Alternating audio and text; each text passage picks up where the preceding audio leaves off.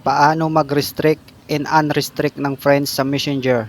Yan din ang tanong na sasagutin natin kay Ma'am Imperfect Sin 3024. Ang tanong niya, paano mag-unrestrict ng friends? First ay open lang natin ang Messenger application. So ang uunahin po natin na ituturo ay kung paano po mag-restrict ng account ng friends nyo sa Messenger. Kapag ni-restrict nyo po ang account ng friends nyo sa Messenger, unang-una ay hindi po kayo makakatanggap ng chat at hindi rin po kayo makakatanggap ng video call. Pero makakapag-chat siya sa'yo, nga lang ay hindi mo marireceive once na hindi mo ma-unrestrict ulit ang kanyang account. At hindi niya malalaman na ni-restrict mo ang kanyang account. Piliin nyo lang po dito sa inbox ng inyong Messenger ang account na gusto nyong i-restrict. Halimbawa po ito, pindutin natin.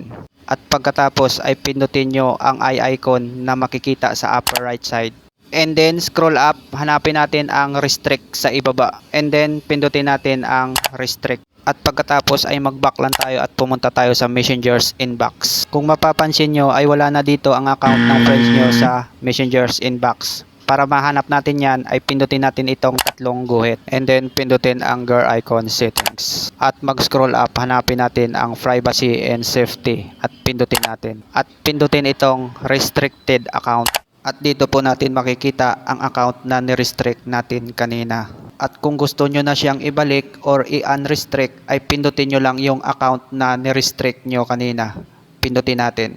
At pindutin nyo lang yung unrestrict na makikita sa ibaba ng video. At pagkatapos ay mag-back lang tayo at i-check natin sa Messenger's inbox kung naibalik na ba ang na-unrestrict na account. So kung mapapansin nyo ay naibalik na po natin ang unrestrict account. So ganun lang po kadali kung paano po mag-restrict, unrestrict ng account sa Messenger.